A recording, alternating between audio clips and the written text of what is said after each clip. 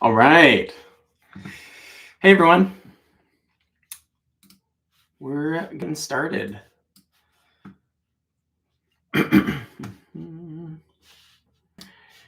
Thanks for you guys who are tuning in right now and giving the thumbs up. Let me know in the chat if the mic is working, as always. And if you're, if you would like to, it'd be great to share where you're coming from, where you're streaming, and you can share that in the chat. And I'll just kick things off for the sake of keeping the momentum. So, guys, welcome to the second weekly Growing with the Griffins live stream. I'm Taylor, and this is the last time that I'll mention what number of live stream this is. We're just going to keep these going, have some fun. Last week was great for me. Super cool getting to connect with you guys. This is as close to an in real life interaction as we can get on YouTube. So thanks for tuning in. And yeah, go ahead and say hi in the chat if you want to share where you're growing from, what part of the world, zone, climate, all of that. And feel free to post your questions at any time. Hopefully I'll be able to catch most of them. If I don't and they get buried, then just repost it. And I promise I won't ignore you on purpose. So one of my goals for this live stream is to look at the camera more, because my grandpa watched last week's stream. I don't know if he saw it live or after the fact, but he said, Taylor, you got to look at the camera. So I'm going to do my best to look up at the camera as much as possible. It's a little tricky because I'm on my computer right now. Don't have an actual other camera. So, and you don't want me to go off script. My notes are like below. So anyway, I'm going to look at the camera. This is for you, Grandpa Ted. Shout out to Grandpa Ted. It's his birthday today, 90 years old. Incredible. Happy birthday, Grandpa. All right. Today, I am going to just do a good old walkthrough of the 9 core inputs of creating natural farming. And drink some coffee as well. I think it was several years into KNF, creating natural farming, before I realized that there were 9 core inputs. And I just kind of thought it was a random assortment of random liquids, which it kind of is. At least that's the way a lot of people talk about it. And so, but I gradually discovered over time that there is sort of a methodology to the madness. So we're going to be poking around at the 9 inputs. And to do this, I'm going to shamelessly plug my new book, first that I've ever published. And it's called A Home Gardener's Guide to Creating Natural Farming. And yeah, I'll just say I did not put this book together so that I could share a bunch of information on YouTube or on our blog and then withhold just some of the key secrets that you can only unlock by buying my special book of secrets. There's literally nothing in this book that you can't find on this channel and certainly across the internet in one way or another. So Cassidy and I, we just have a goal with this channel to provide context for this kind of stuff and to remind you that it's out there, because I kind of learned a long time ago that I need to be reminded way more often than I need to be taught. Still is the case, which is why I reread books and return to good YouTube videos and websites that I found helpful in the past. But anyway, not trying to hold out on you guys. This book is meant to be just an aid to home gardeners like yourself and help you explore the techniques and kind of have a reference point. Sometimes it's just nice to have something tangible, whether it's on your phone, you can get it digitally, or in your hands, and you can reference that as you're going. And I'm realizing that, you know, I should probably put somewhere, and I'll just pop this right into the description here, and hopefully it'll show up. Where you can buy the book if you want to support the channel. So griffinfamilyfarm.com / I think it's the-book. I have the QR code memorized, or the URL. Yes, I do. All right. Well, it'll at least be in the description. Hopefully it's in the description now, but yeah.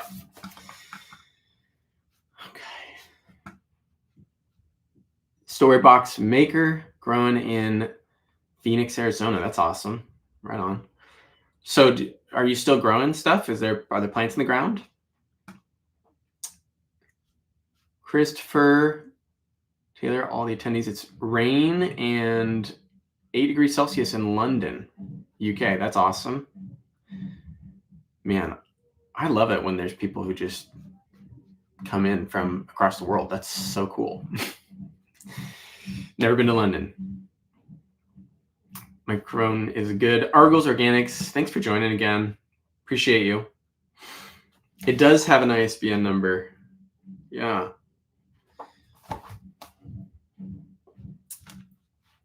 It's 2 seasons that I make into 3 seasons with biochar. Oh, nice.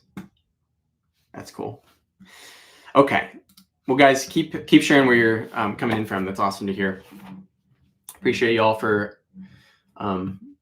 tuning in. So yes, okay. The link to the book should be in the description. Again, I'm not holding out on you. You don't have to buy the book to learn any of this stuff. But if you want to support our work on this channel, super appreciate it. We sold 14 copies so far as of preparing for this live stream. And it's been out for a little under a month, which is pretty good for me. I would love to double that number. And if you have bought it and are watching this, or you do buy it, please leave a 5-star review on Amazon if you buy it there, and comment about some things you like about the book. If you buy it digitally, send me an email with a review if you wouldn't mind. And if you didn't think that it was that great, and it's like you're like 3 stars, then don't leave any review at all. Just don't give your honest take. Only 5-star reviews, please. Because that'll just help the book get to more people. And hopefully it is actually helpful. I think it is. There's a lot of work that went into this. So yeah. All right. Let's get into the inputs a bit. I'm going to talk through all of these things as though you have never heard about any of this, which is going to be hard for me because I think about this day and night. And I talk about it a lot. So, but part 2 of the book, we get into the 9 core inputs. And the first one is indigenous microorganisms, one of the main things that we talk about on this channel. And I'll just read the first 2 paragraphs from my book, a little book reading. The cornerstone of KNF, Korean Natural Farming, and its greatest contribution to the world of modern agriculture is its cultivation of wild microbes, indigenous microorganisms. Indigenous microorganisms, IMO, are the microscopic fungi, bacteria, nematodes, and protozoa that exist naturally in your local ecosystem. These microbes form the living backbone of KNF. They improve nutrient cycling, protect against pathogens, restore soil health, and much more. So there are 4 primary stages within indigenous microorganism cultivation. And the reason that they're split up into 4 stages is, I think, it's not my stages. It's there are kind of people who originally invented these techniques, like Master Cho and his family. But gosh, I'm trying to remember to look at the camera. But my idea for why it's broken up into these stages is because it's kind of gives you the opportunity to sort of take a knee in between culturing it. And so we'll get into why, but for IMO 1, this is the collecting phase. And the technique that I teach right now is just one way of doing this, one way of culturing indigenous microbes. And it involves cooking white rice or another grain, and then attracting microorganisms to feed on that grain. And when microorganisms feed on a food source, they multiply. And I mean, this is an incredible thing. I got this question from someone just this morning, actually. They emailed me and they asked the question. It was a great question. They actually were just like, where do microbes come from exactly? And I kind of was like, man, I mean, they're just kind of there. But the microorganisms, the way that they multiply is by, I mean, in short, is by using the energy that they get from a food source, and then they they multiply in a number of ways. They divide their cells and they become separate bodies, and then they grow from there. They will copy their genetic makeup, their DNA. Some will consume other microbes and then adapt or adopt their genetic makeup and form new species. And then they'll multiply. I mean, it's crazy. And so the indigenous microbes are just the microbes that you can find. Usually they're best found in like a deciduous forest, because when leaves fall from the trees, they accumulate leaf litter, and that's a great environment, great food source, long-term food source for microbial cultures. And so especially fungi. And if you peel back the leaf litter in a forest and you look for white strands of fungal hyphae, that's a good sign that that's going to be, supply some robust microorganisms. But the way to do that, you can just scoop them up and culture them in a bucket at home. That would be the Jadam approach, which is not what we'll get into. We'll talk about that maybe another time.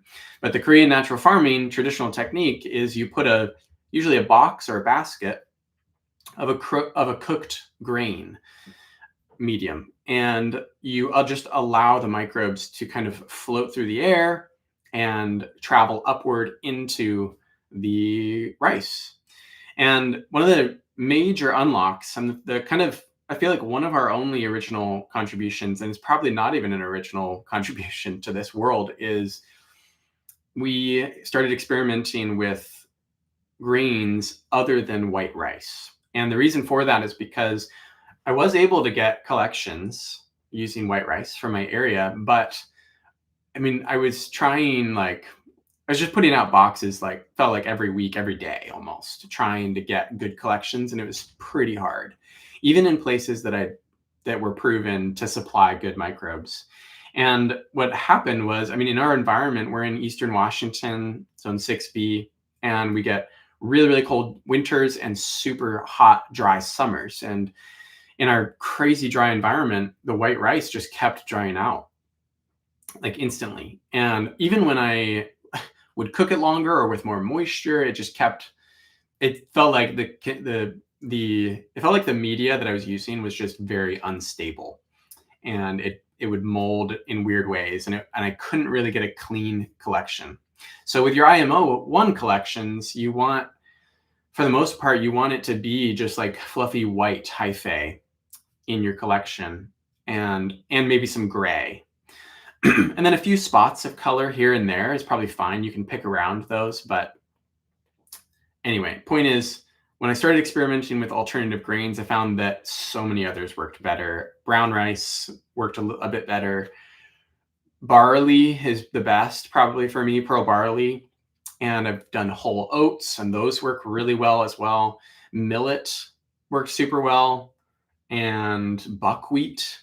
I did get some collections from a couple different wheat varieties, but really the millet and the oats, barley, brown rice, and buckwheat seem to work the best, and they retain their moisture a lot better in my dry climate. And the other kind of reason to that, and I'm spending a lot of time talking about IMO1, I'll move forward a little bit more quickly as we get into the next ones. But for IMO1, I think that it probably also just has to do, it's like an intuitive thing. Like, we don't grow white rice, to my knowledge, in Washington State. But we can grow barley pretty easily, or oats. And so I think using what is naturally grown in your area to collect indigenous microorganisms is pretty intuitive. I actually got this idea originally from someone completely outside of Korean natural farming. It was the Noma Test Kitchen fermentation book, which is a test kitchen in Copenhagen. And they're like one of the best restaurants in the world. I think they're closed now, but they do a pop-up. And they have a fermentation lab, and they talk about culturing koji on pearl barley. This is getting so technical, but point is, that gave me the original idea. So it's not even that original, but that's what I use to collect indigenous microbes. And so once you collect those, you have to preserve them really quickly or else they'll start to die off. And so let's see if I can, I could have prepared so much better for this, but here's some pictures from my book of an example of like what that kind of looks like in case you're unfamiliar. So you see the white kind of stuff. These are some slightly underdeveloped collections. And then here's like a 3-day progression. So once you remove your box from the forest, then you need to preserve it. And you could do it by like freezing it, I guess, if you wanted to, but the traditional technique, the one that I always use, is by mixing it with brown sugar. And so this is the classic Korean natural farming technique of using brown sugar or just any high quality sugar to dehydrate the microorganisms and to draw out moisture from whatever thing that you're mixing the brown sugar with. So it's called osmotic pressure. Osmosis is the process of something that's wet and something that's not wet. They're next to each other and both become wet. I don't know. It's like the least technical explanation of all time, but the brown sugar draws out moisture from the microbes, dehydrating them, and they're preserved. At this point, like I said before, you kind of can take a knee because you've got your collected IMO. And of course, you want to collect, well, maybe not, of course. You want to collect different samples from different different areas within your region, from different elevations. You want to get everything that you possibly can. As far as like the diversity of spaces. And so once you've got it, though, you've got it, unless it molds on the surface, and then you got to toss it and throw it away, start again.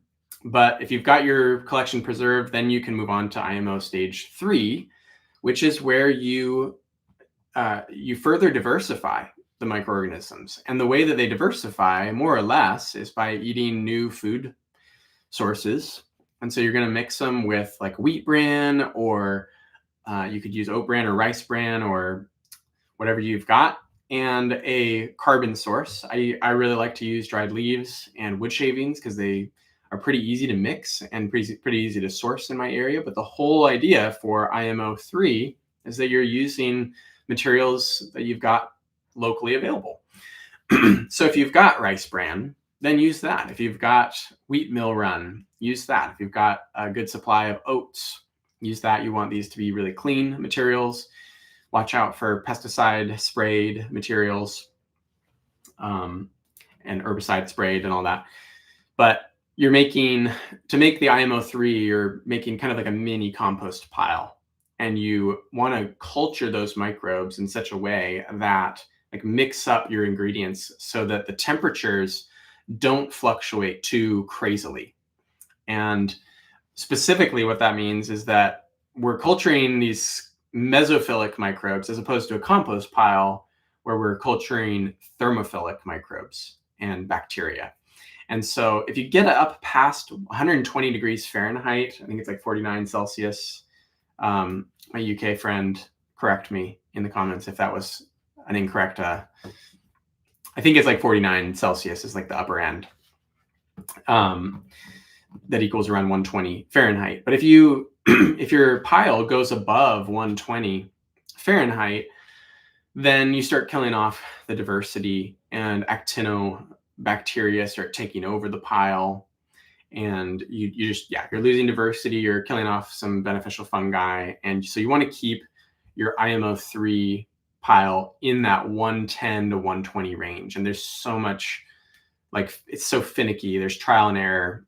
And you got to kind of experiment with mixing and matching different carbohydrate sources with carbon sources, and how high do you pile your pile, and all of that.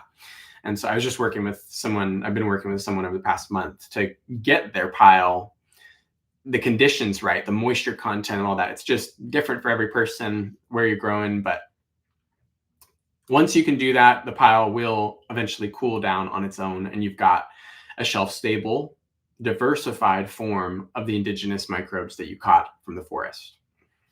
I'm going to go a couple more steps and then I'll take a break and answer some questions. Hopefully this is interesting to you guys at the very least, and also hopefully you're learning something. But let me tell me your questions as they're coming to you as I'm going through this. I don't want to go through too quickly, but anyway, I'll just keep going. So once you've got your IMO3 substance, then you are going to grow that out further onto your native garden soil.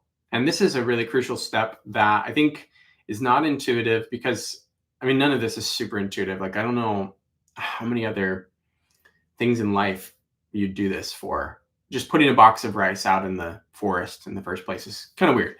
But but when you are introducing these diversified indigenous microbes to your native garden soil, you're helping them to kind of pre-collaborate and get to know each other. And so some of them are going to consume each other and adapt and change their genetic makeup. And they're kind of just creating a further diversified and location-specific microbial inoculant that you can then use in your garden without fear of the microorganisms dying off rapidly. Because microorganisms, if they're not conditioned to the right exact like climate or soil, then they seem to die off, and they get eaten by other microbes, and the diversity is limited. So that's why we're taking these through such a gentle process, kind of in this gradual way. And you can take it a step further and just expand your IMO collection by mixing your IMO4 with equal parts with like a compost or an animal manure. And again, every time you multiply or expand your collection, you want to keep the temperatures in that 110 to 120 range Fahrenheit. I think it's like 43 to 49 Celsius. And then by the time you get to IMO4 or 5, you can take it one step further and make an aerated compost tea from that substance called liquid IMO. And then that's what you can use to spray as a foliar application on your plants. You get to expand the microorganisms a bit more, and they just go further. And that is kind of the gist for IMO. So let me see. I'll just pause here. And for those of you who have just recently joined us, I'll plug my book one more time. Say, if you want to support the work we're doing on this channel, you can check out the book either on Amazon or for the physical copy, or you can buy it in ebook form from the website. And I'm not holding anything back, like I said, deliberately at least. Nothing can be learned in this book that can't be learned on our YouTube channel. But I would have really appreciated the physical manual when I was first learning this stuff. And so, in fact, I've actually started using this book myself. I'm pretty obsessed with myself because, but it's actually just a really helpful point of reference to be able to kind of remember everything. There's so much specificity to these recipes and the ratios and all of that. So there we go. Okay, we're going to check in the comments. And Laggy Dwarf, what's up? Tuning in from Northeast Ohio. Appreciate you coming back. It's easy to see God's creation in the macro universe, but he created the micro also. It'd be silly, but true. Totally true. Totally true. It is wild how much, there's more microorganisms in like a cubic foot of garden soil than there are stars in the universe, which is nuts. Would spots of green in an IMO collection be good? Because that could potentially be trichoderma. That probably is trichoderma. And so, yeah, that's a naturally occurring microorganism, or it's a naturally occurring substance that you'd find in your indigenous microbes. But the only thing is that when we get these colorful microbes, the colorful Aspergillus, trichoderma, and other like the slime molds and stuff, just because there's more types, it's kind of interesting. It's like there's more types of microorganisms present, but it doesn't mean that it's going to result in a more diverse finished product, because certain microorganisms will just overtake the collection and they crowd out the space and they cannibalize. And so if there's green in your collection, um, then you probably want to just pick around that. Is kind of that's my typical practice, and just use the white and gray parts of the collection. So our goals were organics. The different grains was a great experiment. Appreciate that. From a regular box of IMO 1, how much IMO 3, 4 can you make? So much. I mean, the IMO, once you get a good IMO 1 collection, it's like hard to run out. Feels like I'm usually cycling out my old IMO 1 collections before I'm able to use them fully. Because you just use a tiny bit. You use like an ounce of your collection for an entire IMO 3 pile, and then past that you don't need to use any more IMO 2 to inoculate. So little goes a really long way. I'd say getting specific. Like, I mean, I try to put out 5 boxes at once, and so that I get hopefully a couple good collections from within those. And yeah, I mean, if I was to use 100% of the collection, I mean, I don't even know. I'm trying to think how much IMO 3, 4 you'd get out of that. A lot. It doesn't take much, because it's like a sourdough starter. Like if you've ever made sourdough, you just need a tiny bit of that yeast culture to be able to infuse the entire flour water combo that you mix it up into the dough. I'm actually making some sourdough focaccia right now. So that's on the mind. Phoenix does not have forests, and I don't think leaving a box in my public parks would work. Any other ideas? Totally. At 1,000-foot elevation, you can get to forest area at 6,500 feet. 3-hour vacation drive. Yeah, totally. So I think Storybox Maker, great question there. It took me a while to find a good collection site as well. And I think when I was starting out, I did try to just drive a bit away. There's one place, Mount Spokane is kind of near us, but it's like an hour drive. And I can guarantee pretty much a good collection there, but it's inconvenient. So it's a good question. I mean, I'd say, if there are fields nearby, that's another one. Anywhere that like perennial crops or perennial plants have dropped their leaves, or they've dropped their stems, like in a field, it kind of self mulches like over time. I'd say those would be places to look. You can just dig down into the soil a bit and bury a box a little, if you want, you could also just try collecting. If you go that 3-hour drive sometime for a vacation, you could just collect some of the leaf mold soil, the soil beneath the leaf litter that has that fungal development in it, and just take it with you. And you can make your own setup with a box at home. So you could just like wet it down maybe a little bit and put your box on top and cover it with the leaf mold soil a bit and try and get the collection that way. It's not quite as sensitive, and it's a little bit more disruptive to the local ecology, but it's a technique that could probably work, that could get you there. You could also, I'm trying to think what other options there are. Yeah. I don't know. I mean, I'd be curious to see if anyone else has faced that issue in the comments. If you want to, who's tuning in, if you could comment about just collecting from an area that there aren't any forests, because there's got to be other, good sources just wherever plants are growing year round at some level. What's your opinion on biochar?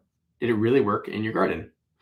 That's a great question. I mean, the problem with so many of these things is that I'm too impatient a lot of the time to do side by side trials, like comparisons. So I just use the things that I think are going to work and like everywhere. But I really need to do some side by side comparisons to just see, even just like maybe I'll do that for like a raised bed or something. And let me turn my focus on. I could do that in like side by side raised beds, use one that has biochar, one that has compost with no biochar. I'm a believer in biochar. I think anytime that I hear about an ancient culture practicing something that has even moderate scientific backing, I'm probably on board. But I totally understand the skepticism because there is a little bit of work that goes into it. And yeah. So I don't know if I can quite fully answer that question. Did it really work in your garden? I'd say so. I'm guessing, but I don't have a comparison to see, the same exact soil without the biochar. So thanks for asking that question, though. Yep. Roger, what's up, dude? I apply local compost to my newly built compost pile. Does this introduce microbes? Yeah, totally.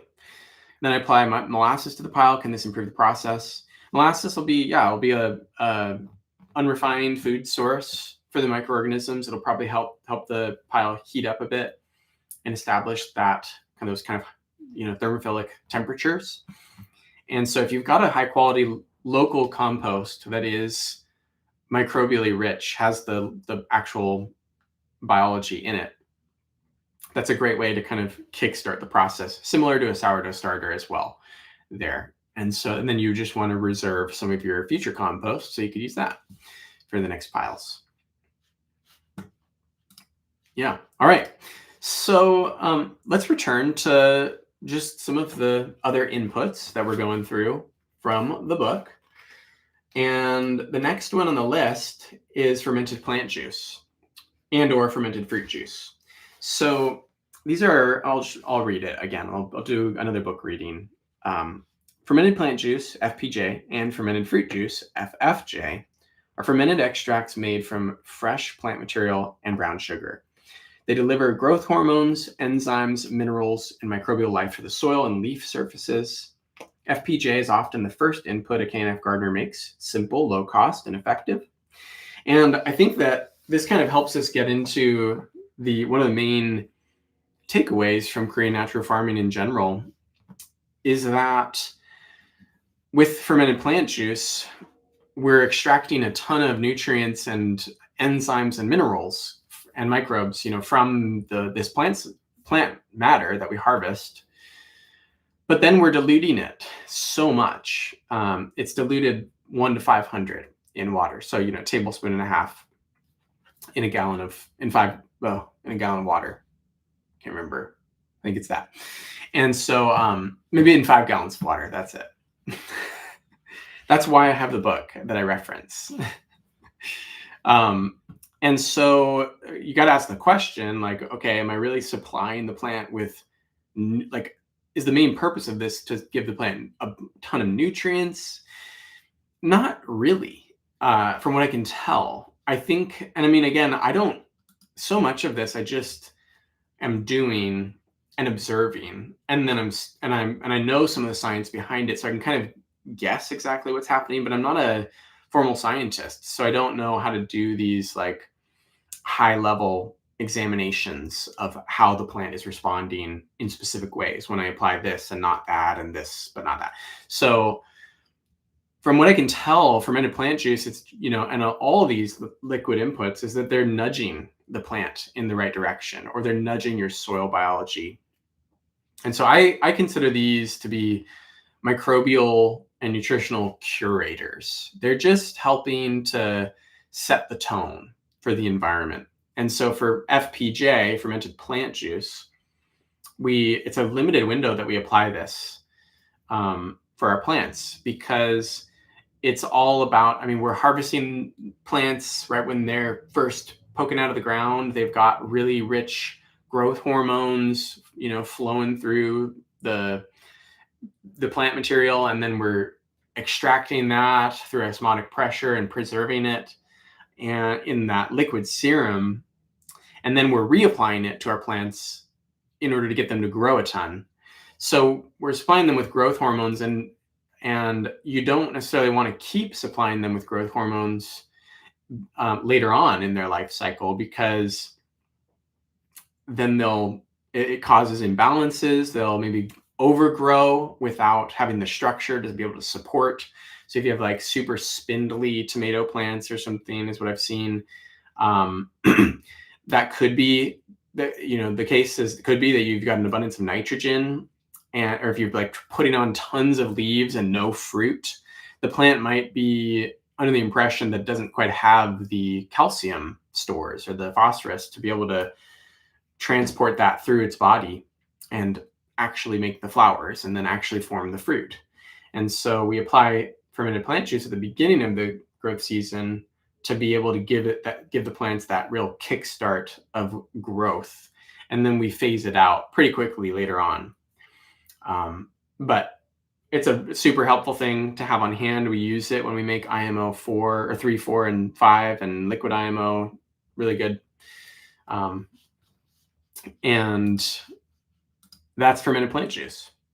The next input that we'll look at would be lactic acid bacteria. And this is also a really, really easy one to make that a lot of people, I think, start out with. And because it's kind of fun, you could get to you can do it super cheap. You culture some rice wash water or some starchy water of whatever you want. You could rinse your pearl barley before you collect IMO, reserve that starchy water, and then you let it culture on the counter for a few days, feed it some milk, and then the milk is going to separate because it's going to acidify, and you just scoop out the lactic acid bacteria serum. Let me show a picture. A couple pictures from the book again. Let's see. Yeah.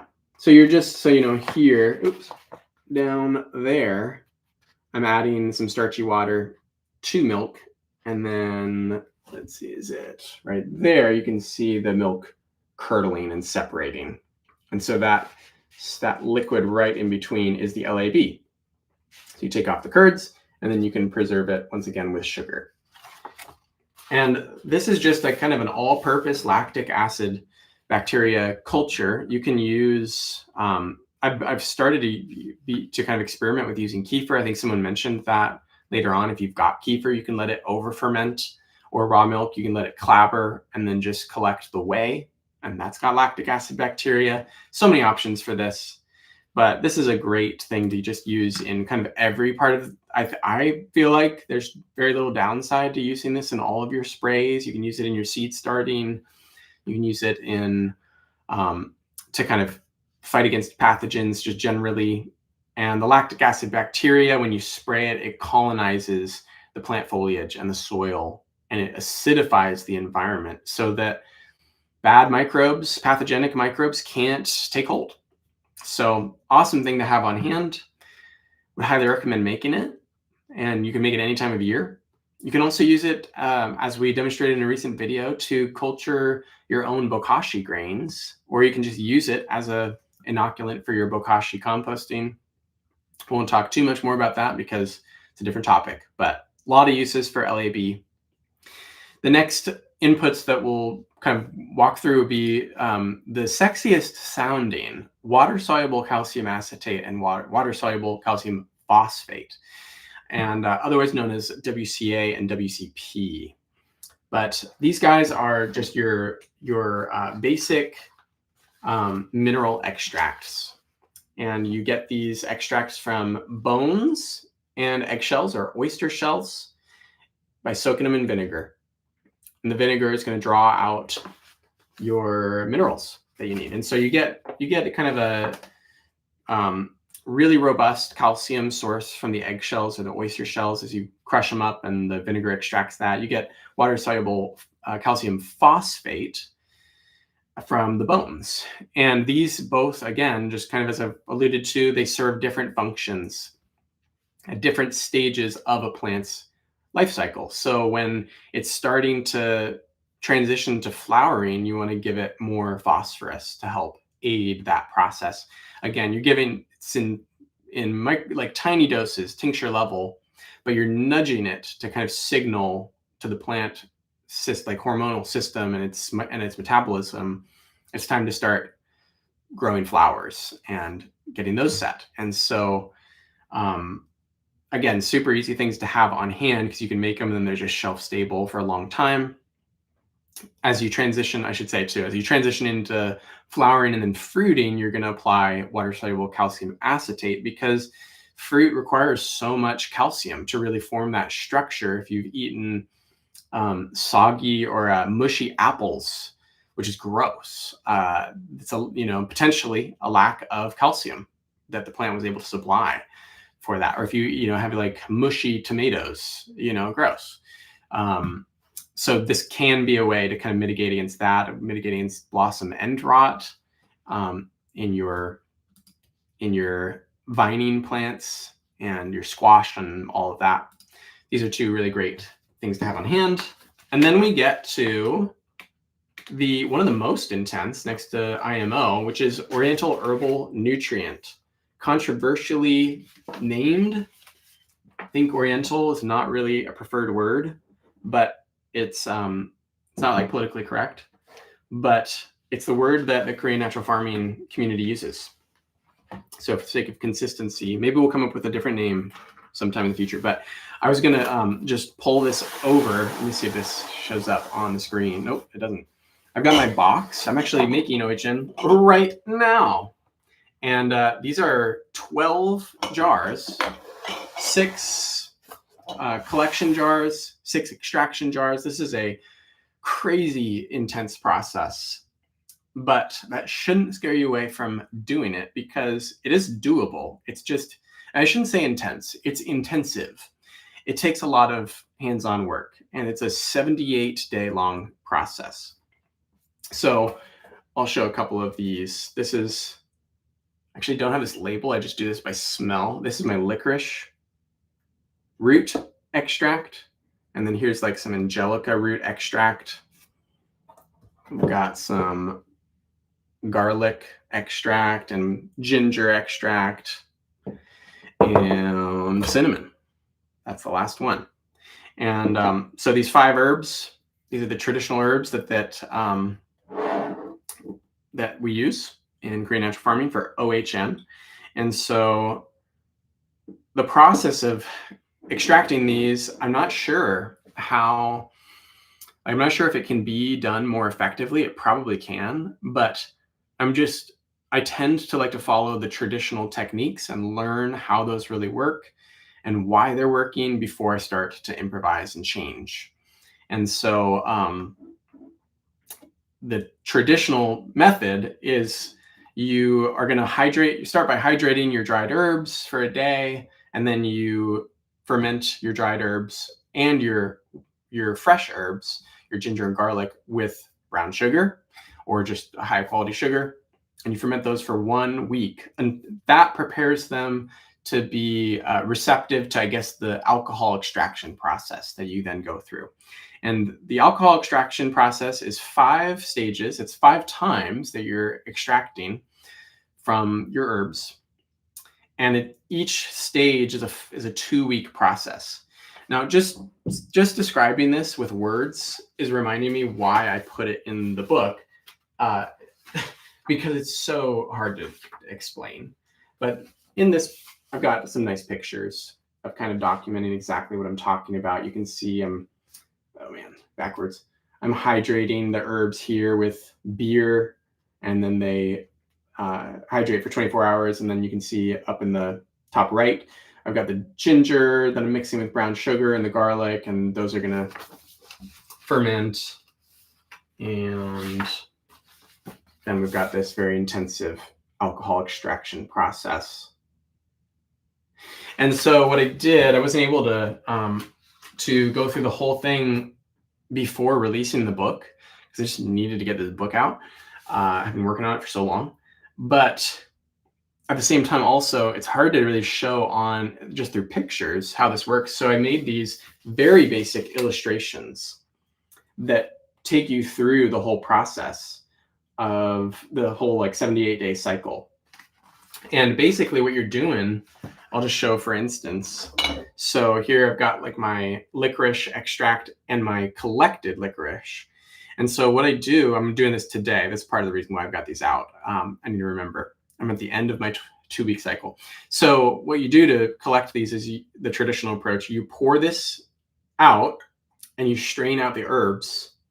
This jar is obviously going to fill up a bit, and then you pour back into the extraction jar until you get to like 2/3 full. Approximately exactly 2/3 full.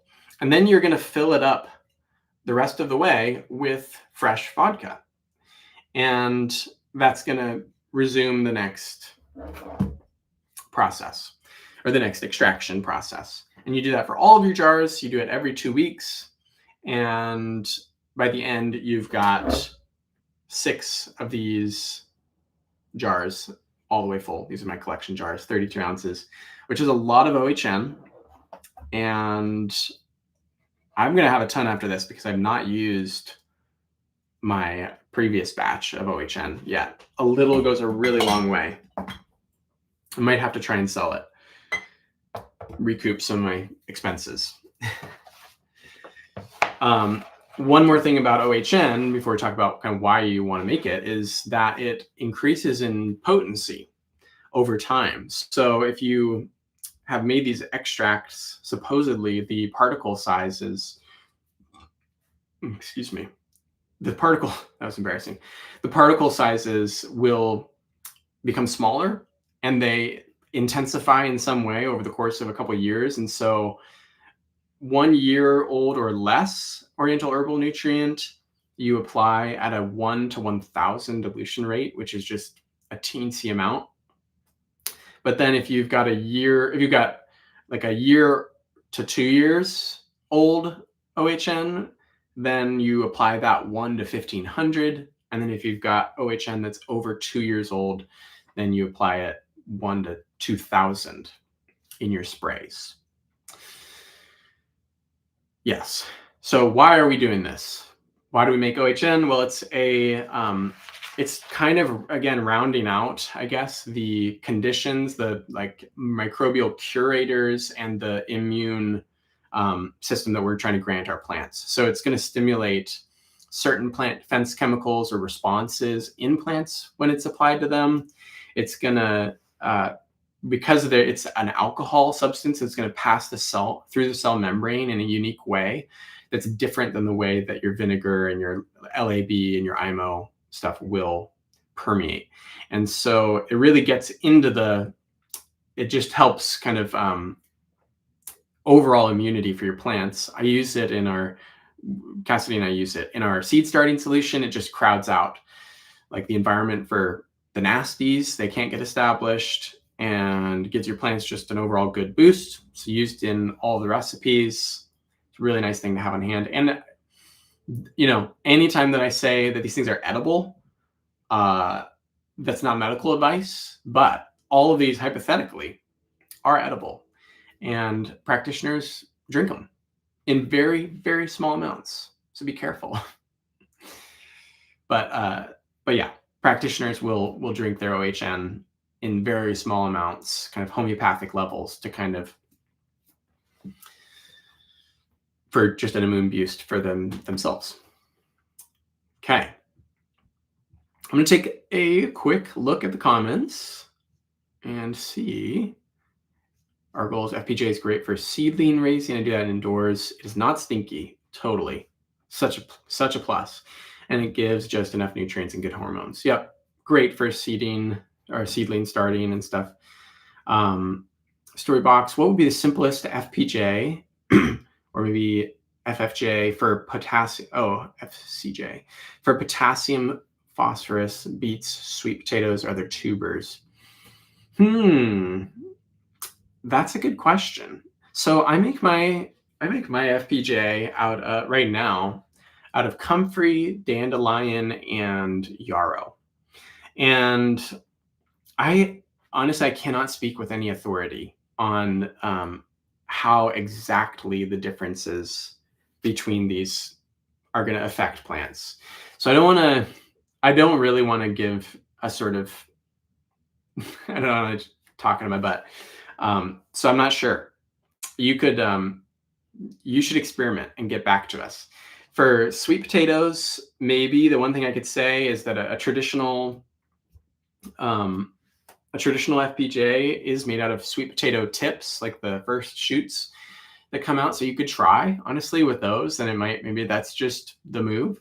I think that for fermented fruit juice, it probably makes sense to use the fruit that you're growing and make fermented fruit juice out of that. If you're growing apples, there you go. Use your apples to make fermented fruit juice and apply that to your apple trees. That's my guess. So maybe it's the same for sweet potatoes. Past that, I don't know. but I'll look into it, and maybe I can get back to you or answer that in another video. Chris Murphy says, milk is expensive. Maybe use spoiled milk. Sure. Yeah. If it doesn't grow any weird, nasty, colorful molds and it works, then great. This is basically yogurt water. Yep. You can strain your yogurt and collect that. If thou. Howdy, brother. I'm in Eastern Washington as well. What's up, dude? Let's go. I ferment lactic acid from chicken scratch grains because I'm vegan. Sure. I mean, whatever you need to do to get your LAB, that's great. You don't have to reveal your exact location, but whereabouts, if thou, are you growing in Eastern Washington? Would love to connect. I'm in the Spokane area, so.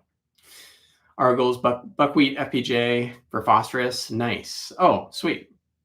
There you go. I should have just looked. Buckwheat FPJ. That's cool. It's awesome. Christopher Deacon, when I rinse my milk kefir after straining the kefir for drinking, I save the rinse water to apply to compost pile and also to plants diluted. That's awesome. Seems to promote healthy growth. Totally can see that happening. That makes absolute sense. I'll try the same because we drink a lot of kefir.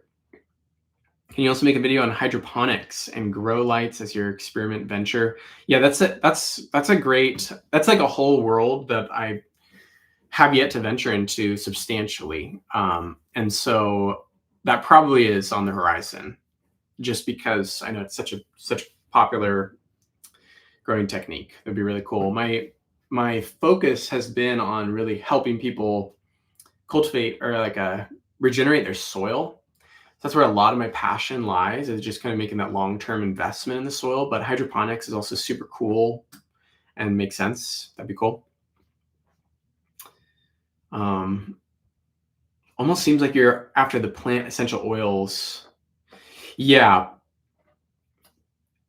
Yep. If you're talking about fermented plant juice, maybe, or just different things, then yeah, totally. It kind of is probably a similar thing. It's like it's in the realm of homeopathics and essential oils, which I don't know exactly if the science exactly supports or if it needs to.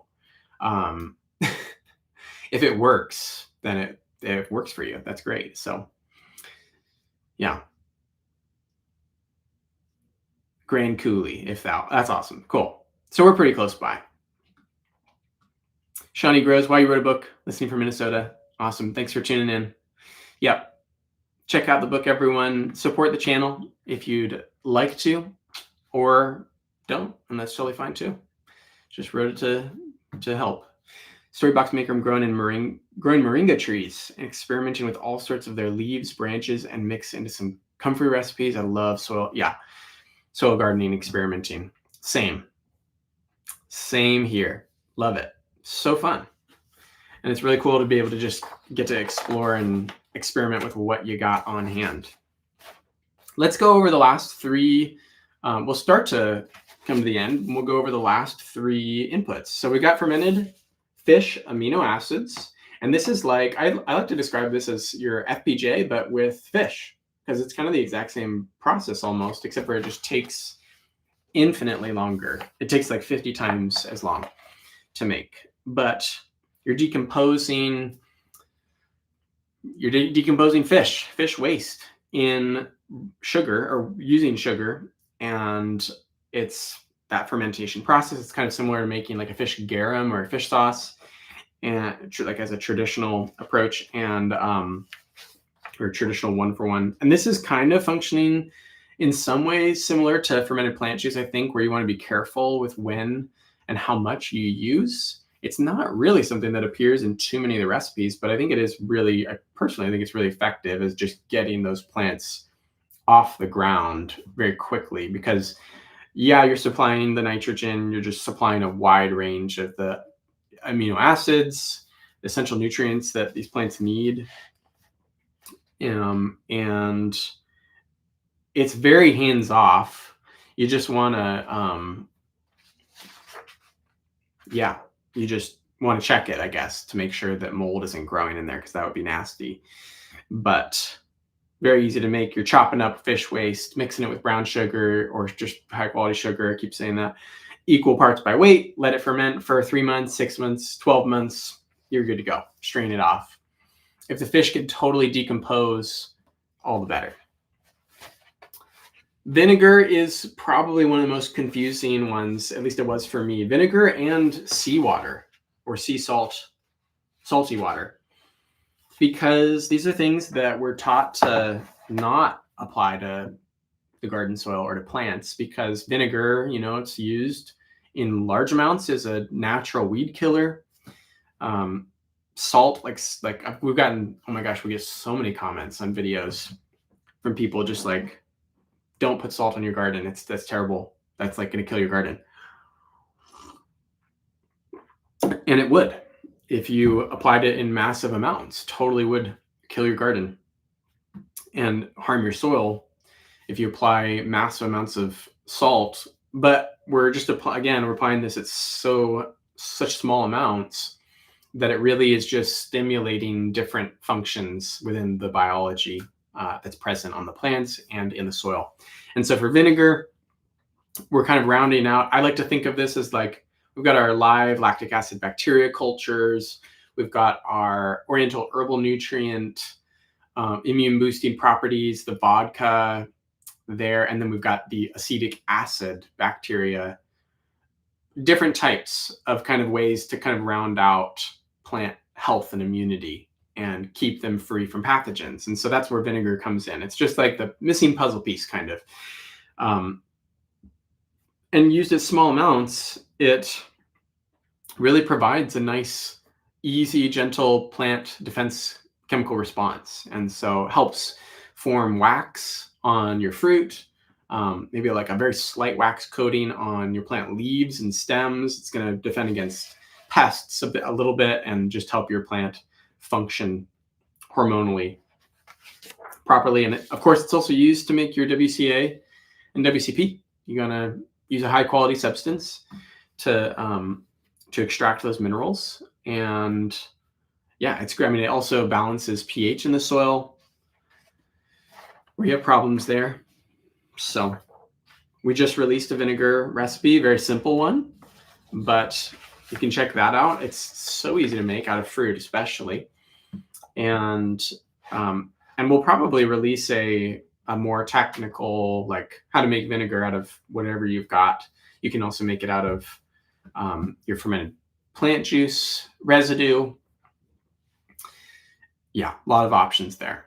And then seawater being the last input of the 9 is, if you can collect your seawater from the ocean, from the sea itself, then you've got all those good microbial cultures still alive. And that's awesome. And it probably has a way more wide spread of minerals. I think there's like over 70 essential nutrients or 70 minerals in seawater. But if you've got a high quality sea salt too, like Redmond's real salt or Jacobson's sea salt, it's a little spendy. There's like Kalima sea salt is something that people use. And anyway, there's options for people like myself who don't live super close to the ocean. Okay, so there we have the 9 inputs we got there. And I want to answer a couple questions that came in through the email. If you have questions in the future, feel free to email me to taylor@thegriffinfamilyfarm.com. Would love to get your questions and answer them in greater depth. But one question that I got, appreciate this question from Steve D. I mix my OHN yearly, which is how you're supposed to do it, from large 4-year-old jars of extracted components. So these are the collection jars that he's referring to, filled up, probably got them way bigger than this, and they're 4 years old. Would this yearly combined OHN be considered less than 1 year old, or is it the age of the components, the extracts? So the ginger, cinnamon, garlic, all of that.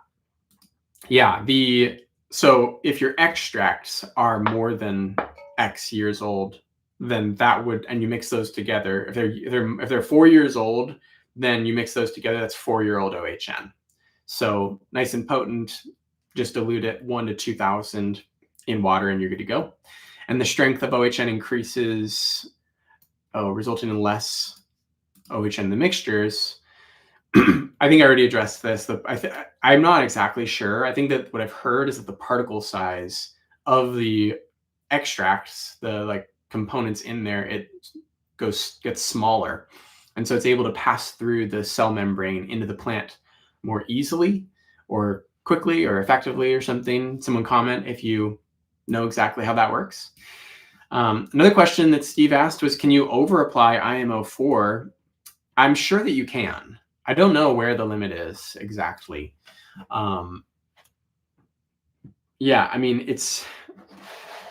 I'm going to look up a reminder of how much exactly you're supposed to apply on this page 35. You apply IMO4 or 5 at 100 to 200 pounds per acre, which is 1,500 kilograms per hectare per year. And then you gradually kind of phase that out over time as you need it less and less. And then that kind of equals out to around 1/4 pound per 100 square feet. So a little really goes a long way for this stuff. You're just kind of top dressing your soil. At least that's how I think about it. I don't really get all that precise with it. When we start our farm once we can get access to our property, and we start kind of preparing the soil for our farm, then I'll probably will be applying a lot. And so I'm sure that you can over apply it, is my scatterbrained answer. But I also think if you're making it right, it probably would take a lot to over apply. So if you're growing on a small scale, I mean, you can, I've heard people talk about, and I've done this myself, but like for indoor growers, they make all of their potting mix they make IMO5 basically, or I think they make that by mixing their IMO3 with their potting soil, and then they get their IMO4 and they just grow in that. So it's possible that you can't over apply it. It's just more of it's more of like a cost thing, because it does cost a little bit to make IMO3. Another question was, it seems that the grain used as the media to capture IMO1 selects a subset of indigenous microorganisms at the collection site. Correct. Likewise, it seems that the ingredients used in IMO3 might further select a subset of indigenous microorganisms found in the IMO2 used. Is there anything known about how our choices of media affect the IMO? Do you have any insight into this? Also, would it be better to collect IMO1 with a mixture of different suitable grains for the region? And lastly, would there be any value in using a media with high carbon and low carbohydrates over a longer collection time? Such good questions from Steve. Really interesting thoughts and questions. So my thought is, as far as like how you're basically determining what kinds of microbes you catch by what grain substance you use to catch them. And so totally, you're going to select for a certain set of indigenous microorganisms. And same thing for when you grow those out and diversify them onto your IMO3 and then your IMO4. And I think that as long as you're using a kind of a location appropriate media, to collect those microbes with. So in my case, pearl barley seems to it's just clicking every time. I feel like I can't get a contaminated collection using them. Then yeah, I'm going to be collecting slightly different microbes from from different from when I would collect them with white rice, for instance. And I don't know if that's really a bad thing. And then for IMO3, yeah. So I mean, basically the short answer to this question is that the choice of media that you use to collect in IMO1 and grow them out in IMO3, it definitely affects the finished product and the microbial diversity. I'd say more types of food sources that you can use, the better. And probably because it just increases diversity as microorganisms interact with materials. They adapt themselves, and they so rapidly, they're just like multiplying so quickly. Bacteria can like 20 times themselves in a few minutes. And so yeah, so where am I going with this? Yes, to answer your question, it totally determines or totally has an effect which media you use. And the high carbon, low carbohydrate substance for you collecting microorganisms over a longer period of time, I think so too. I mean, that would be really interesting to try. I haven't really thought about it too much, but you probably, if you're using unrefined grains, those will probably take longer to culture, is kind of what you're getting at. So that would be really interesting to trial. I think that'd be a great thing to trial, and to see. White rice is obviously a bit refined, and so they probably collect IMO a lot quicker. Another question that I want to get to from someone emailed me, GH. Appreciate you emailing. I think it would be a good idea to make a video about how to start from zero. How to start from scratch using KNF inputs when you have a lawn or non-KNF beds, for example, would be the best. And I totally agree. I think that we will be coming out with a video soon on how to do that. And just we'll get really practical. I'll like demonstrate how we can kind of go about that. But if you want to get started, we do have a couple of videos that kind of give some overviews, but I also understand, like, I mean, so much of this is just about contextualizing it for your exact growing environment. So I would love to share more about how to do that. So just checking out the last couple comments. Guys, I appreciate you tuning in. Thank you. Thanks for joining me. Our goals. They say don't put salt on your garden as they put Miracle-Gro on their plants. Seriously. All right. I just compost my store-bought food waste and collect the diversity from the organic farms combined. Nice. Yeah, totally. Okay. Storybox Maker, thanks so much for the support. Appreciate you. Appreciate all of you guys. Yep. Check out the book if you want to. And if you want to support the channel and leave a review. I don't mean for this to just be a giant sales pitch. I really am just genuinely wanting to empower you guys with this, and also to find a way to support myself and my family with this, with our work. And so if you want to do that, that'd be great. And you can buy it in a digital form or in physical. Amazon has the physical copy, so it's print on demand. And so it's a little bit more expensive to do that. So that's why it's more expensive, but then you get the physical copy. You could also buy the ebook. And if you've got a printer, you could print it out. That'd be great too. But either way, send me your review if you buy it digitally to my email, taylor@thegriffinfamilyfarm.com. And if you buy it on Amazon, then leave a 5-star review on Amazon after reading it.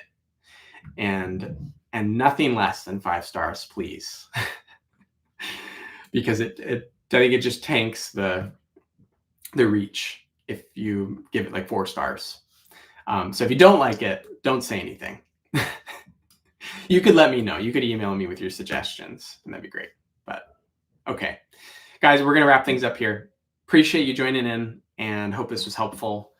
Yeah, I'll see you next week.